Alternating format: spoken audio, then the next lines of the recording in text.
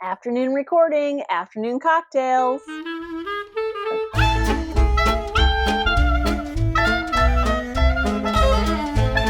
Hello and welcome to another video. My name is Heather and as always I'm reading with a vengeance and I hope you are as well. If you're an OG watcher, thank you so much for coming back, and if you're new to my channel, a very warm welcome to you. I hope everybody is doing very well. How's everybody's reading going? So today I am doing a tag video. This is a special one. Full disclosure up front, there's not a whole lot of bookish content in here. This is the evolution of a reader tag. I was tagged by the very lovely Gemma over at Gemma Books. Thank you, Gemma. This tag was created by the very, very lovely Jack over at Spread Book Joy, which she does on the regular. I absolutely love both those channels. If you haven't watched them, please go check them out. Jack created this tag just kind of on the spur of the moment. I think she was kind of pondering about how she has changed as a reader, and she decided to create a tag. I think it's a really, really great tag, and I think it's a really good tag for booktubers to do. I decided to go ahead and, well, of course I was tagged, so I'm going to do it. But I think even if I wasn't tagged, I'd planned on doing it just because, I don't know, I like to talk about my history as a reader and how I've changed and how Booktube has changed that. So yeah, that's what we're going to talk about today. Much like Jack, I have been a bookworm since I was very, very young. I have no recollection of actually being taught to read. I don't have any memories whatsoever of somebody sitting down and I mean, obviously we learn our letters and our words and everything very young age. I know it's totally just illogical, but I feel like because I don't have those specific memories that I taught myself how to read, I feel like one day I just opened up a book and stared at it long enough that the letters and the words and the sentences started to make sense, and I fell in love and a reader was born. I like that fantasy, so I'm going to stick with it. I'm sure the primary inspiration for me becoming a reader, becoming somebody who loves books, started with my mom. I grew up in a single parent household. I was a single mom. She's a wonderful woman who I have a very, very close relationship with, but I have memories of her reading all the time. I have photographs of her with her nose in a book. One of my fondest childhood memories is occasionally we would go to this store. It's not even around anymore, but it was a Southern California store called Gemco. Very, very similar to Target. In fact, I feel like there's a Target now where this Gemco was. If you live anywhere around La Mesa, California, let me know. It was called Gemco. We would go there, I don't know, once a week, maybe once every other week. And before you left the store is the area where they kept books. They kept Harlequin romances, new paperbacks. I don't know about new releases. I just remember paperbacks being everywhere. And then they had this huge section of just Nancy Drew books. And if it happened to be a week that brought upon good fortune, my mom would buy me a snack plus a book of my choosing, and it would always be Nancy Drew, always. She would buy a Harlequin romance. So it was just kind of a way of treating herself and treating her daughter, and I absolutely loved trips to Gemco for that reason. Anytime my mom would come home with a treat for me, anytime she was out and about, she brought home a gift for me. It was always a book, and I was always happy to receive that. As I grew a little bit older, interestingly enough, when I got into high school, it's almost like I rebelled against reading because I didn't do a whole lot of reading for pleasure in high school. I was a terrible student in high school. I never did my homework. I never did my reading assignments. It's horrible. There was a couple of books maybe that I got through. I know I did Of Mice and Men. I know I read The Great Gatsby, The Grapes of Wrath, and a couple of others in high school, but everything else that was assigned to me, no. And I had so many opportunities to read such great literature in high school, and I totally just rebelled against it. And I feel I have such regret for that. I think I made up for it over time, but still, I feel like that was a huge opportunity missed by moi. Sometime after high school, I rediscovered reading. I don't even remember how. I want to say maybe book clubs, but I didn't get into my first book club until I was 30 years old. So I was reading quite a bit in my 20s, but I don't remember what spurred my love for reading again. But book clubs, so my cousin Sharon and I and two of her girlfriends founded a book club in 2001, maybe 2000. I can't remember.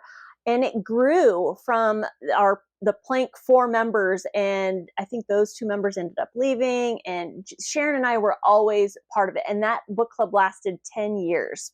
And the way we would run it is every month we would pick who was in charge of book club for the following month. They would pick the book, they would buy the book for everybody, and they would pick a restaurant for us to meet to go have dinner and then just discuss the book. It was so much fun. It was like the highlight of my month every month. And we went from, the smallest our group was 4 ladies, and the largest it got up to 9 people. Fortunately, it didn't last very long at that much, but I think we averaged at 6 or 7 members. So it kind of got expensive at times, but it was great. I absolutely loved it. And you would buy the book and put it in a gift bag with maybe a couple of other little knick-knacky type gifts or treats and everything. It was just super fun to do. 10 years that book club lasted. I absolutely loved it. And through that book club, I discovered a lot of books that I wouldn't normally have read, I don't think. And I think that was really the starting point of my reading expansion, if you will, where I kind of expanded the genres, authors, all the different types of books, because everybody else had a hand in selecting the book that was going to be read. That's really where I started to evolve as a reader, because we would read the gamut. I mean, there was historical fiction, there was romance, there was nonfiction. I want to say there might have been science fiction, not a whole lot. I think a lot of it was literary fiction. Yeah, it was all over the place. Yeah, I think it disbanded in about 2010, 2011, somewhere around there. And then I didn't find my next book club until I moved to Guam in 2016. And it's a very, very small island, very, very small community of military wives. And I just started one on a whim, and it became very successful, and I absolutely loved it. And so I ran this book club the entire time, the 3 years that I was in Guam. I called it Island Girls Book Club. When I left the island, I passed it on to a girl that I met through book club that I became really good friends with, and we're friends to this day. Her name is Megan, and she picked it up. The book club really flourished under her leadership, if you will, and it ended up being featured in like a Guam article online, and I think even in the local newspaper on Guam. It was really, really cool. Like, it was an article of, 10 things to do if you decide to live on Guam. And one of them was join a book club, and Island Girls Book Club was featured as the book club. And so all the feels. And then, well, it was during the pandemic, I think, I started another book club, and it was a virtual book club. And I just asked some of my good friends who I know love to read if they wanted to join. And we would have a Zoom meeting every month. And it lasted, I don't know, about a little less than a year. But when it's virtual like that, it's really hard. You would think it would be easier to kind of plan and schedule for everybody, and it's, in the comfort of your own home. But I really think book clubs, I think they really thrive, and they are really just so much more enjoyable when you're in person. So hopefully in the future, when we settle down again down south, when we move, hopefully for the very last time, hopefully I'll either join a book club or start another one on my own. But book clubs have had a huge impact on my evolution as a reader. And that really covers the first question, I think, in the tag, what you read and how has your taste in books evolved. The next question is how you read. Has the format of your reading changed much? I used to be a purist. I used to be someone who I thought, physical books was the only way to read. I love the feel of a book. I love to be able to flip pages. I love the smell of a book. I love the sight of a book on a shelf. And so for the longest time, that was the only way that I read. And I don't even remember how I evolved into reading digital books, listening to audiobooks, but I do it all now. And I don't have any preference. All of them have their pros, all of them have their cons. Obviously, time and place really has to do with it. I love listening to an audiobook when I'm in my car. Every once in a while, I might feel the need to listen to music, but most of the time, I want to say 95% of the time, if I'm in the car by myself, I'm listening to an audiobook. Another thing similar to Jack talked about how she has picked up crocheting. Yeah, I think she said that she listens to books while she crochets. I picked up knitting when I was living in Guam, and it became an absolute obsession for me. You would not believe the amount of items that I knit in the first year that I learned how to knit. And then I discovered listening to books while I knit so I could do both of my obsessions in life simultaneously, and it is heaven. I prefer a physical book when I am reading right before bedtime because I don't like to look at a screen right before I go to sleep. And I don't think it's good for you. It kind of messes with your sleep rhythms. Now, question number 3, she asked how much you read. Do you read more or less than previously? When do you read? Has how often you read changed? So that fluctuates, I think, with anybody. It really depends on what's happening with my life. And earlier in my life, before I was a retired person, I had other goals and ambitions that kind of took up my time and my mental space. Career wise, I had other stuff to do and other things on my mind. Family wise, moving around, life events and activities has had an effect on how much I've read, how often I've read. Now, in the past 3 years, I read all of the time. For the past 3 years, I've read more books more frequently than I have the rest of my entire life combined, I think. Slight exaggeration. I somehow rekindled my love for reading, and it has turned into an obsession. And that's what led me to become a booktuber myself. It led me to watch Booktube, and then it led me to become a booktuber. Which leads me to question number 4, which is how has Booktube changed you as a reader? It really has changed me as a reader. Now, watching Booktube, of course, I learned about books that I never would have heard about before. And not just hearing about titles and authors, but when you watch somebody rave about a book that they found and they loved and they want you to read it, that is so effective to somebody who is a sponge for books. So I have discovered books that other people, that booktubers have loved, that I would never have heard about otherwise. And that's what I hope to do being a booktuber. I hope to talk about books and share with you books that you might not have discovered, and it might become a favorite of yours as well.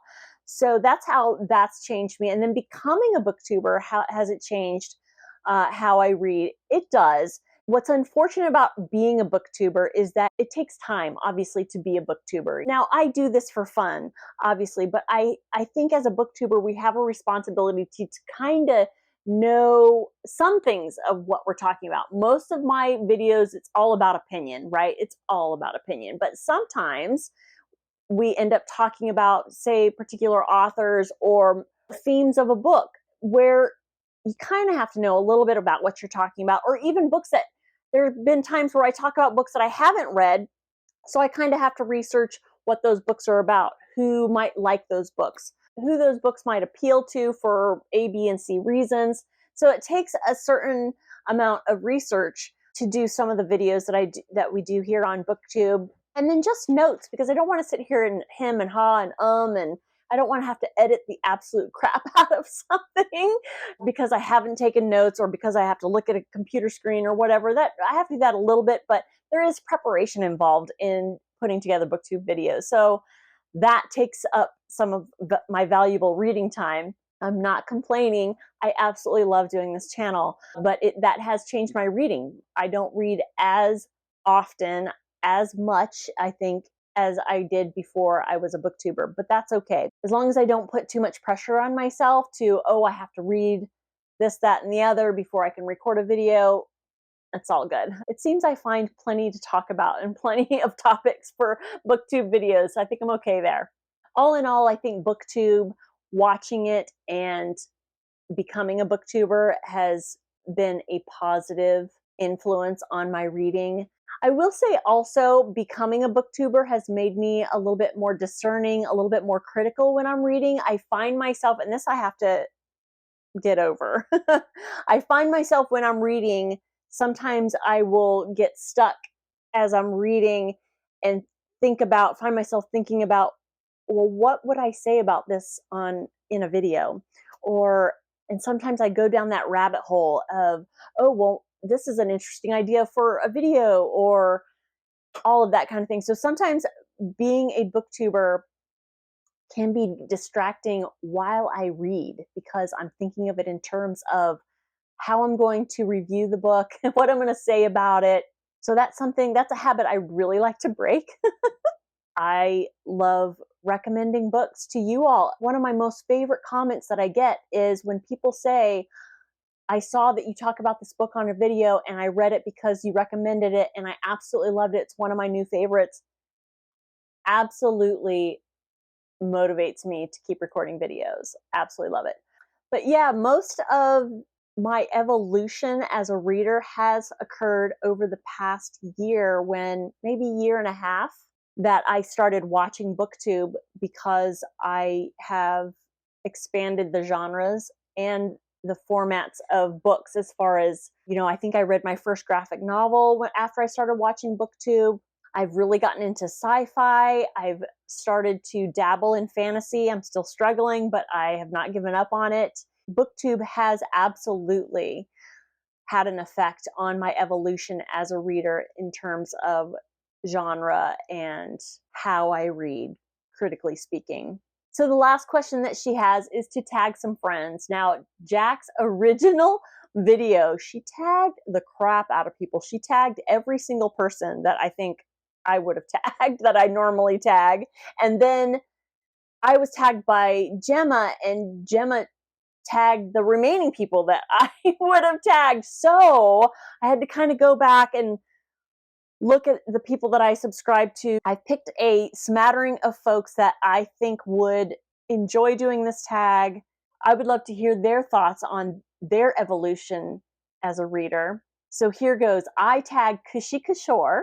I tagged Bria of Bria's Library. Nicole over at A Day of Small Things. Lexi at Tales and Teacups. Matthew over at Reading with Matthew. Matthew, I haven't seen you around in a while. I hope everything is okay. And Alex at Tall Guy Reads, who I've just recently discovered, and I'm loving his channel. All of these channels are wonderful. I watch them on the regular. Absolutely no pressure in doing this tag. I would just really love to see your thoughts on this topic. If you're a booktuber and you haven't been tagged yet, and this looks like something that would interest you and that you would want to talk about, please, please, please consider yourself tagged. And that is it. Thank you, Jack, for creating a wonderful tag. I really enjoyed talking about my evolution as a reader. I will tag Jack's original video, Gemma's video where she tagged me, and I'll tag all the channels that I mentioned down below. If you're still watching at this point, please consider giving that like button a boop, and a subscribe would be wonderful. Do you have any thoughts on what I talked about here today? I would love to hear from you. Please feel free to say hello down in the doodly-doo. Thank you, thank you, thank you so much for watching, and I will see you next time. Bye-bye.